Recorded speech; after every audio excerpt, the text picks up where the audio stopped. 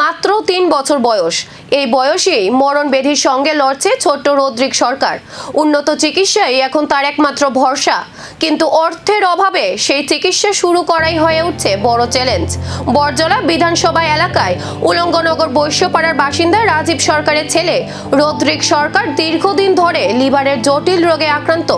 পরিবারের দাবি, ত্রিপুরায় দীর্ঘ চিকিৎসার পর চিকিৎসকেরা তাকে উন্নত চিকিৎসার জন্য বহিরাজ্যে রেফার করেছেন, কিন্তু আর্থিক অসচ্ছলতার কারণেও এখনো সেই চিকিৎসা শুরু করা সম্ভব হয়নি। এই কঠিন সময়ে শিশুটির বাড়িতে গিয়ে পরিবারের পাশে দাঁড়ান 4 বরজলা কেন্দ্রের বাম বিধায়ক সুদীপ সরকার। তিনি রদ্রিকের চিকিৎসার জন্য তার বাবা রাজীব সরকারের হাতে আর্থিক সহায়তা তুলে দেন। এই সময় তার সঙ্গে এলাকার বিশিষ্ট জনেরাও উপস্থিত ছিলেন। বিধায়ক বলেন, সকলের সামান্য সহযোগিতায় ছোট্ট রদ্রিকের নতুন জীবন পাওয়ার আশা জাগাতে পারে।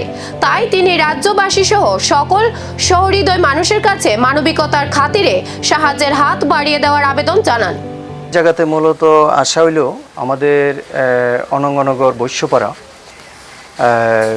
রাজীব সরকার ছেলে 2 বছর 8 মাস, তার নাম হলো ঋত্বিক সরকার। তার লিভার সম্পূর্ণরূপে ড্যামেজ হয়ে গেছে। বিভিন্ন জায়গাতে বিভিন্ন আমাদের ত্রিপুরা রাজ্যের যারা এক্সপার্ট আছেন তাদেরকে দেখিয়েছেন, সেই জায়গা থেকেই রিপোর্টটা পেয়েছেন। লাস্ট অবধি জিবিতে গিয়েছেন, জিবি থেকে তাকে রেফার করে দিল্লি এইমস হাসপাতালে তাকে রেফার করা হয়েছে। তো অ্যাকচুয়ালি মানে সে সাধারণ শ্রমজীবী অংশের মানুষ, তার পক্ষে এত ব্যয়বহুল চিকিৎসা করা কোনো অবস্থাতেই সম্ভব না।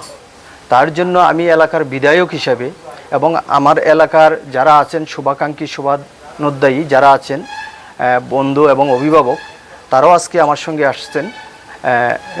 রাজীব সরকারের হাতে তার ছেলের চিকিৎসার জন্য কিছু অর্থরাশি তুলে দেই, এবং পাশাপাশি আমার পক্ষ থেকে আবেদন থাকবে যেমন তার ছেলের চিকিৎসার জন্য বিভিন্ন সামাজিক সংস্থা এবং ব্যক্তিগত উদ্যোগে যাতে এগিয়ে আসে, তাকে তার ছেলেকে চিকিৎসাটা যাতে সম্পূর্ণভাবে করতে পারে, অর্থনৈতিকভাবে সাহায্যের হাত বাড়িয়ে দেওয়ার জন্য। এবং পাশাপাশি আমি এটা বলবো, সোশ্যাল মিডিয়ার মাধ্যমে দেখতে পাচ্ছি আমাদের এলাকা এবং আমাদের ত্রিপুরা রাজ্যের বিভিন্ন জায়গার মধ্যে তারা বক্স নিয়ে কালেকশন করছেন বাজারে বাজারে। এখন প্রশ্ন একটাই, সময়ের সঙ্গে পাল্লা দিয়ে চলা এই লড়াইয়ে মানবিকতার হাত কি পৌঁছাবে ছোট্ট রদ্রিকের কাছে? সেই উত্তরই খুঁজছে একটি অসহায় পরিবার।